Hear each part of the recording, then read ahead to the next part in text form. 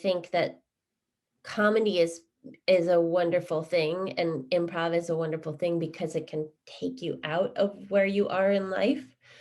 Um, but I came to a moment where like I couldn't exist and on this earth and be destroying myself that way. And so I really had my own sort of reckoning when I was 30. Um, and I went into a clinic for eating disorders. Sylvia and me. Sylvia and Sylvia me. and me. Sylvia and Sylvia. me. Sylvia and me. Sylvia and me. Sylvia and me. Hi, I'm Sylvia Beckerman, host of the podcast series Sylvia and Me, conversations with extraordinary, inspiring women. Hello, my name is Abby Sher, and I am a writer, performer, mom, olive enthusiast, and I'm very excited to be here. And you're joining me on Sylvia and Me. I love it. Abby, it's so nice to meet you. You. I know you said you're a mom, and you're also an author, and you're a comedian. Yeah. In fact, you have a show that before the pandemic was a monthly show live, Chuckle Path comedy show with the hilarious Molly Reisner. Now you're doing it on, on Zoom or virtual until we can get out there. Exactly. But I want to actually go into how you got into the comedy genre. What made you do it? Was there something that happened in your childhood? Did you grow up funny? During your childhood, which I just repeated. Why did you become a comedian? I was not a funny kid. I was very shy. I was definitely attached to my mom's apron strings. She didn't wear an apron. Sometimes she did, but you know the phrase.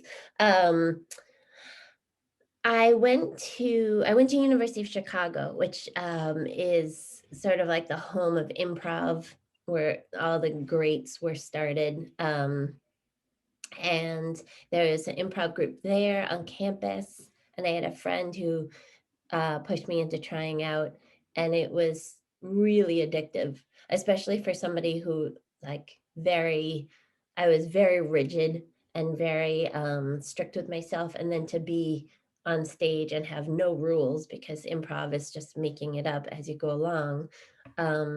It was terrifying and exciting, and it led into, then I was performing at Improv Olympic, which is a great theater out there.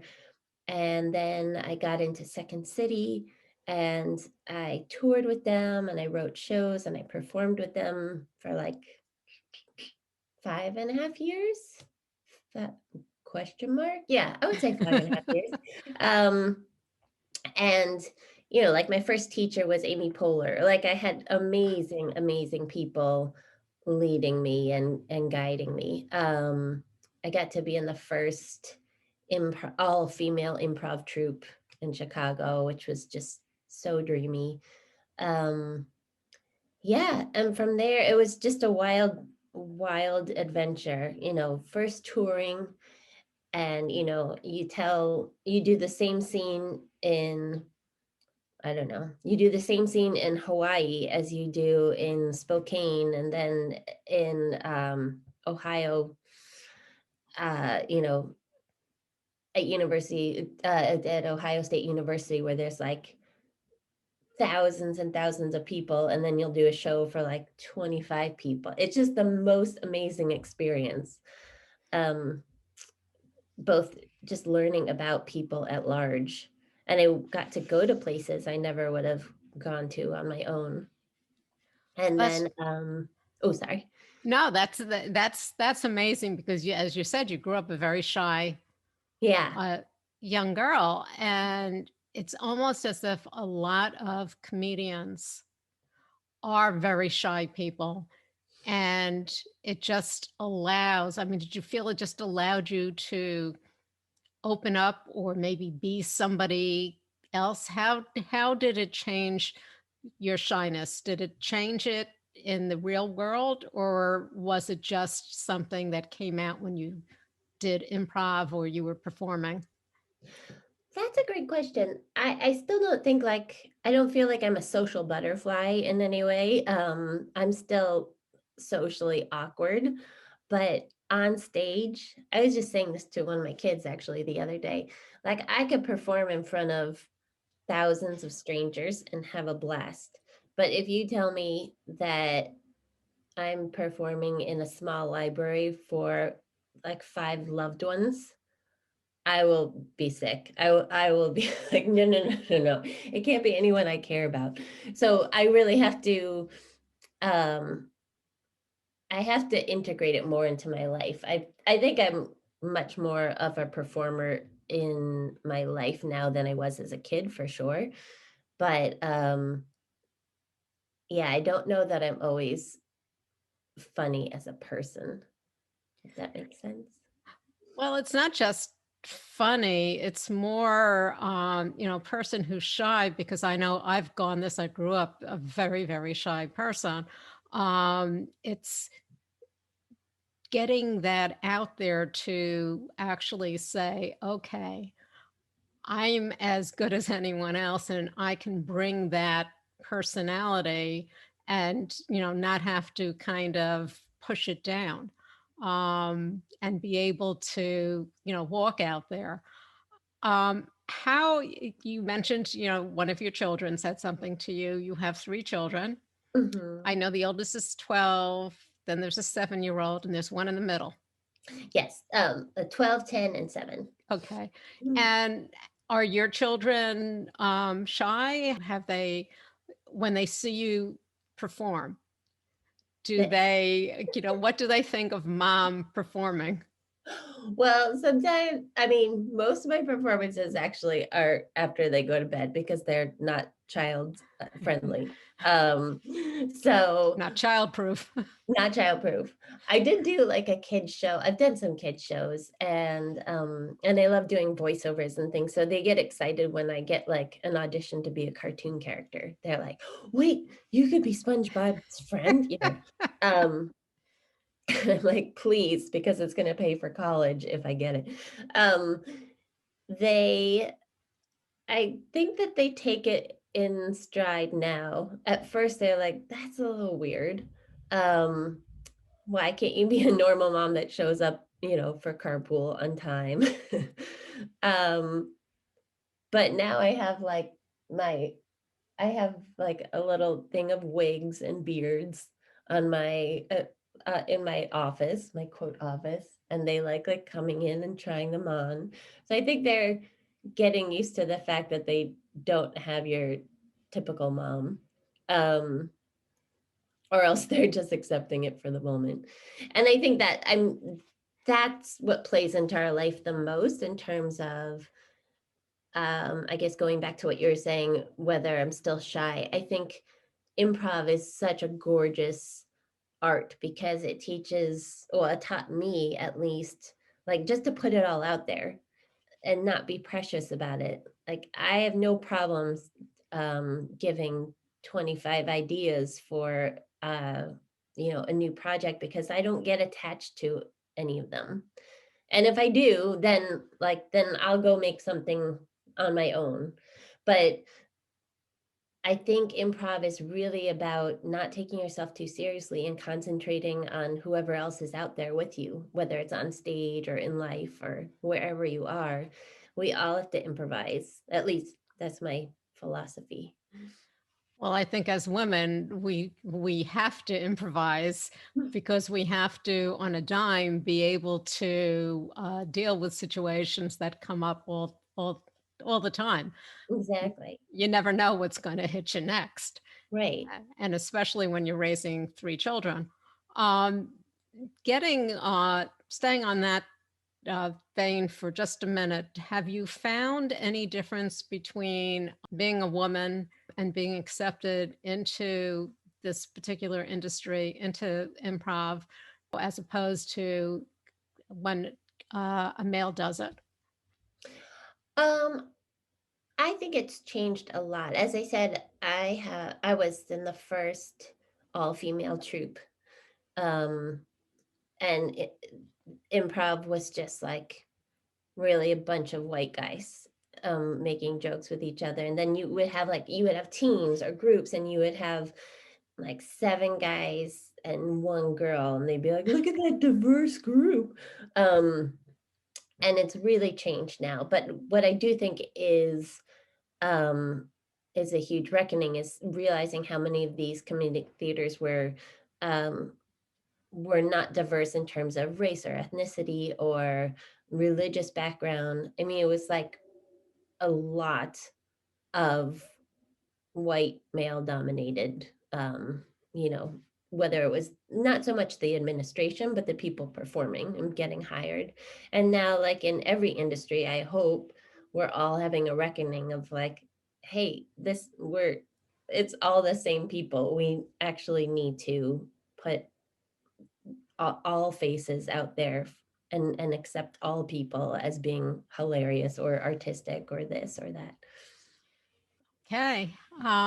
So I want to go on to what you've done next. Now, mind you, I don't know whether it was concurrent. I know now it probably is concurrent, but you've written a number of essays for the New York Times, the New Yorker, the Washington Post, Self, Jane, Elle, Modern Love. In fact, one of them was adapted for the television series Modern Love. You've also written 5 books, and as much as they're really, a lot of people would say they're geared toward the YA, the young adult community, they really are, as we talked about before, transgenerational. They go across all generations. And what's interesting is one of them that just recently was released is Miss You, Love You, Bye.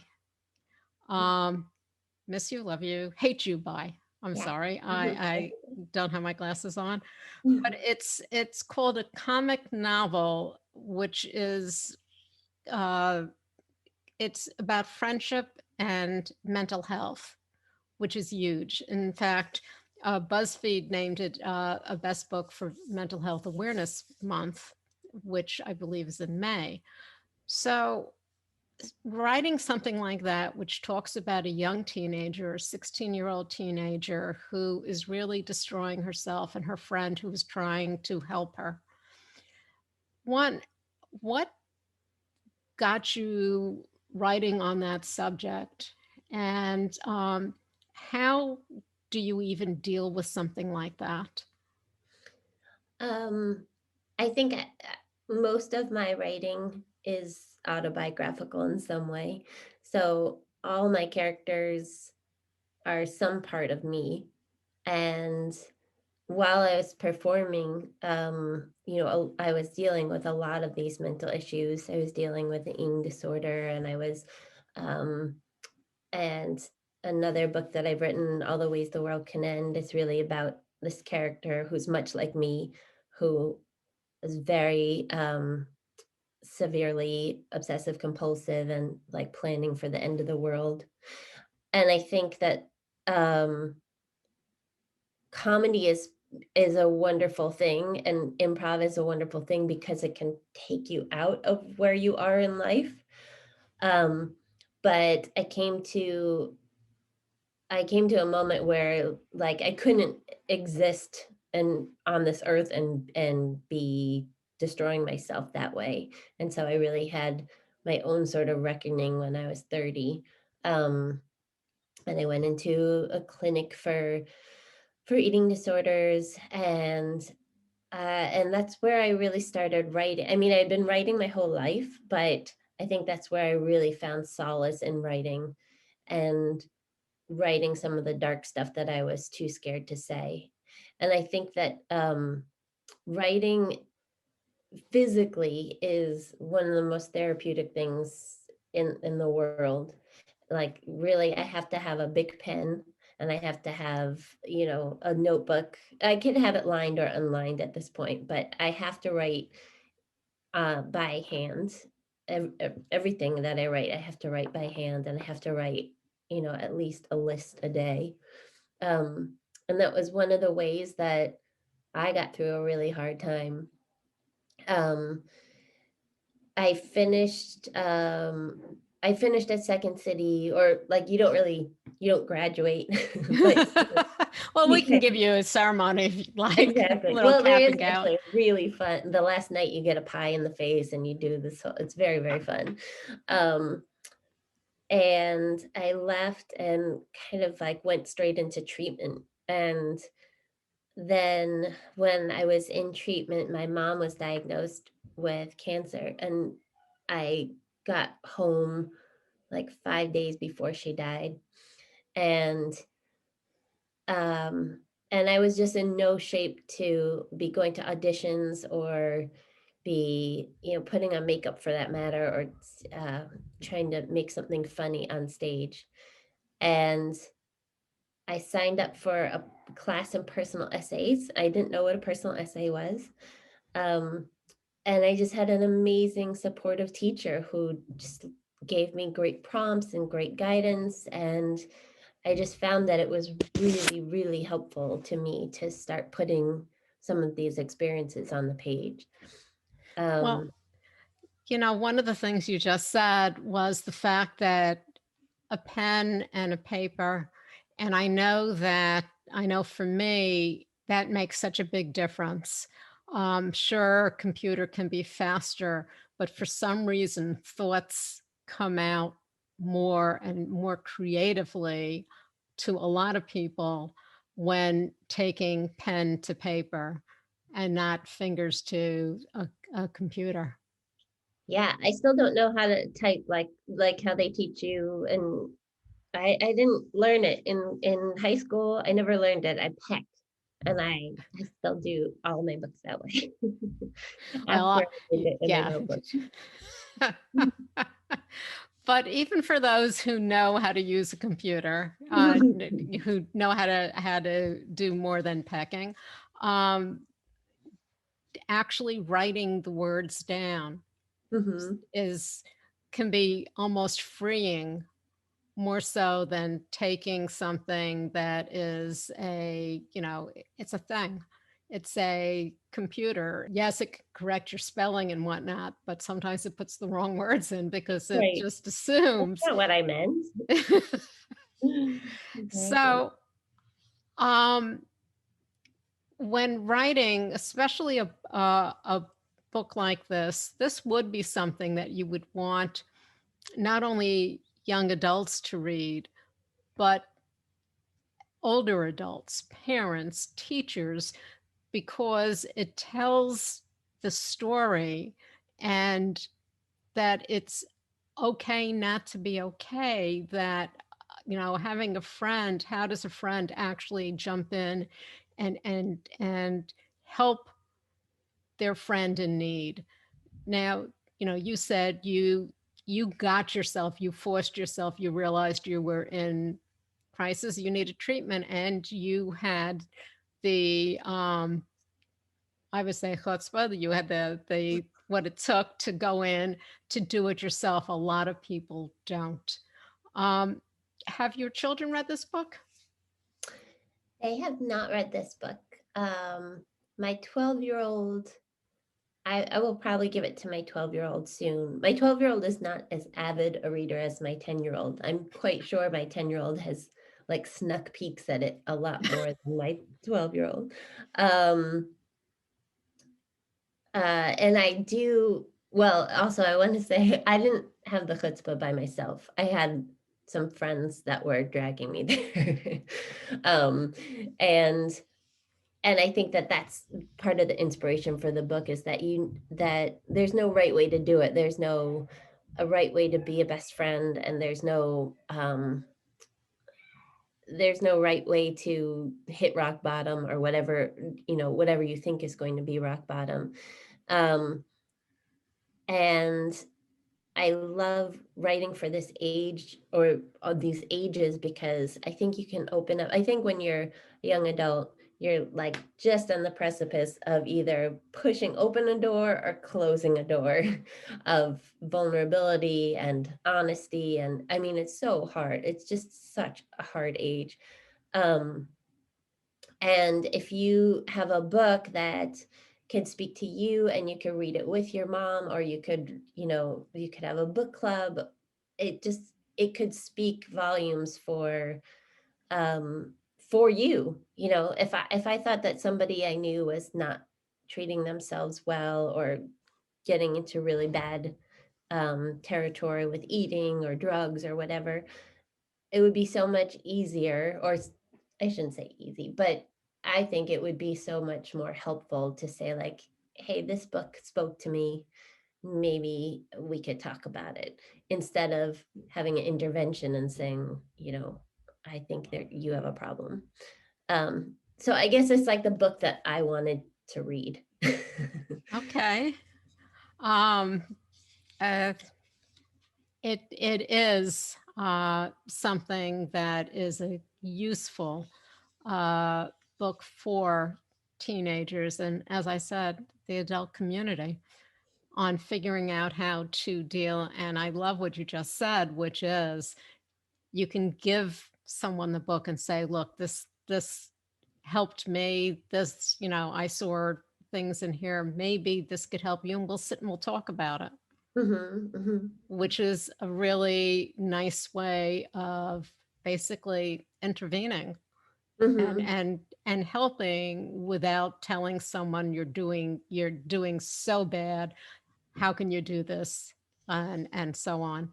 Um, Going off just a little bit, you've written essays. I know a number of your essays have been published in the New York Times in their opinion. And one in particular caught my eye. It was on parenting and heart attacks. And there's a little blurb in there that says, where you ask anything I should know before I go home. You ask the chief cardiologist, trying not to sound terrified. The answer was, just don't lift stuff over 10 pounds for a few weeks. And the reply was, my baby is over 10 pounds. It kind of gets into the whole reality of what we as mothers, um, females are supposed to do. And yet it makes no sense in Right. some of the things that we're supposed to do. I mean, you're not supposed to lift something over 10 pounds because of something that might be wrong. Yet, what are you supposed to do? You have a baby that weighs over 10 pounds. Babies weigh over 10 pounds real fast. Yeah. So, um, what other situations have you discovered or have been brought to your attention where we're told to do something, and yet it's absurd because there's no way we can follow that advice? Wow, that's a really good one.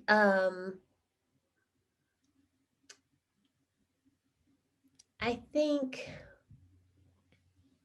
I think one of the things that I'll start with something that happened to me recently. I had a number of crazy medical issues this year, um, that involved my lady parts, and I found myself in an ER trying to explain to all male nursing staff, um, like, you don't understand, I'm losing a lot of blood. And I still have trouble saying you don't understand. So it was more like, I'm sorry, I, I really could use some help here.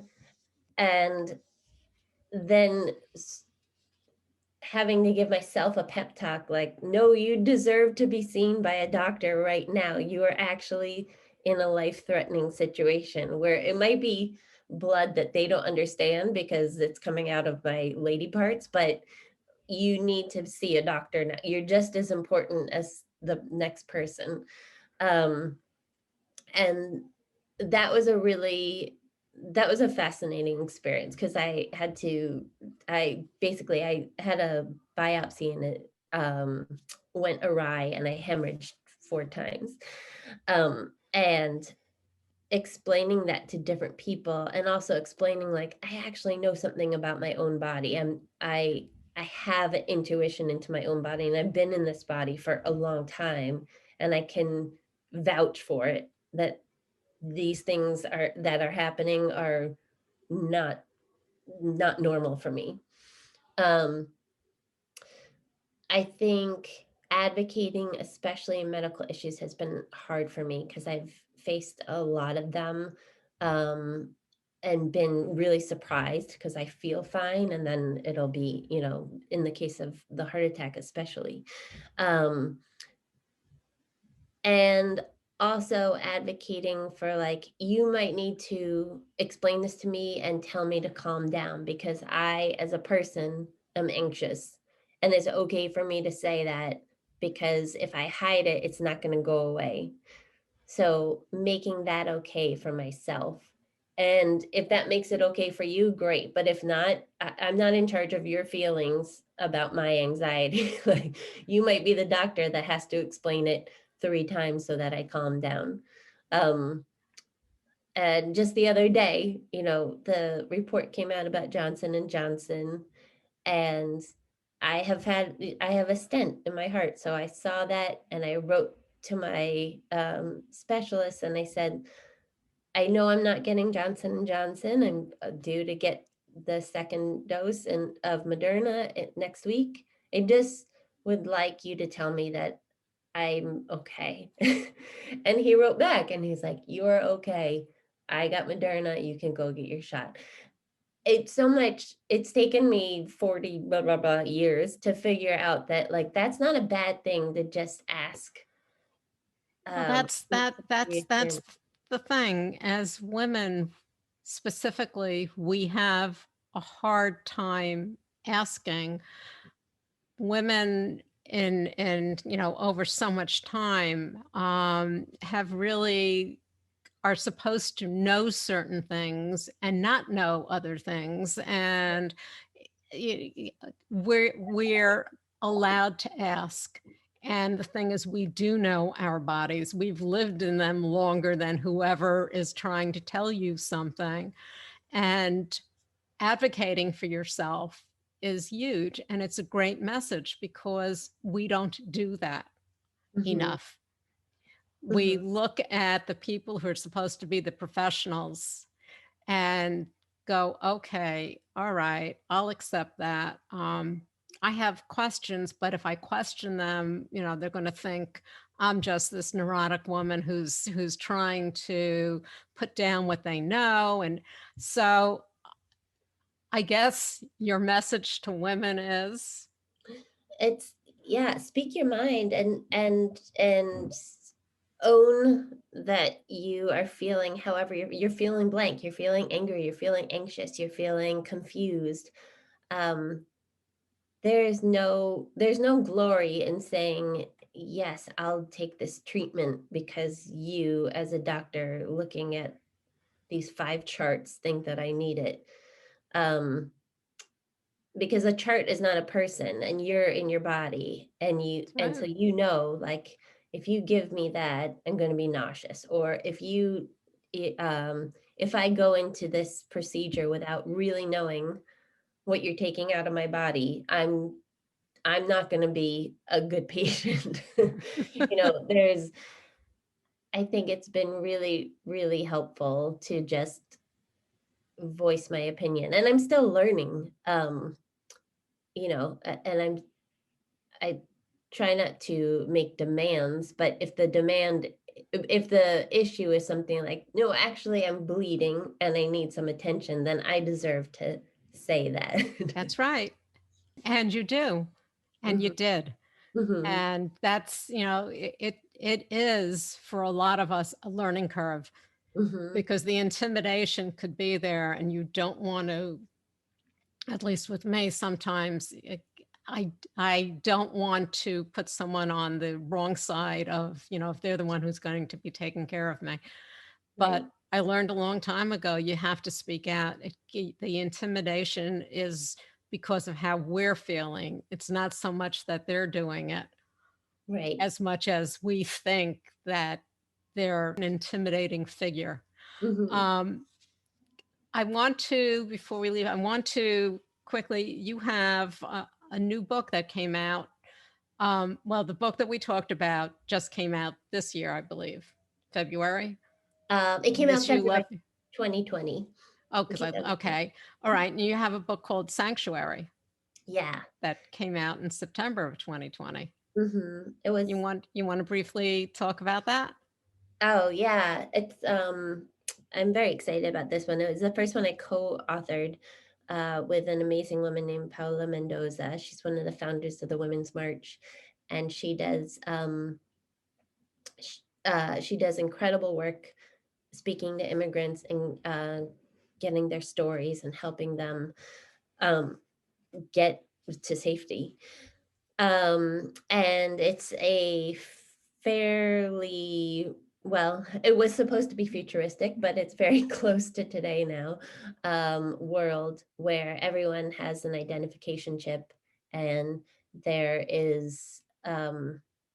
there's an undocumented girl who is caught by the deportation force. And I'm sorry, her mom is caught by the deportation force, and she has to get herself and her brother to safety. Um, and it was a fascinating experience because I felt like I was learning as I was writing, just learning about the world that is actually around us right now, and all the 11 million undocumented immigrants who are around, who are in our midst, and are probably many people that we know, and um, and how living in a world as today, there's so many people who are fearing for their safety and for their lives just because of where they were born, and it makes no sense, and it's so inhuman, and it's not history, it's current events. So that was a really meaningful project, and we are working on securing the movie deal for it, which I'm very excited about. And we're working on the next book in the series.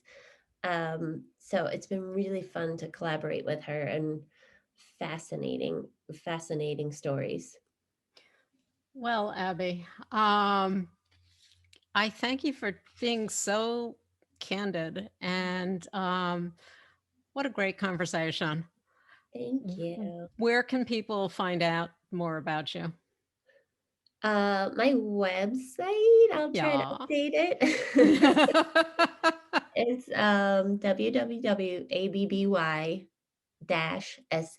www.abby-sher.com.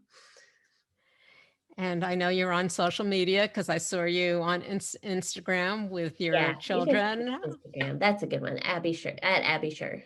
Mhm.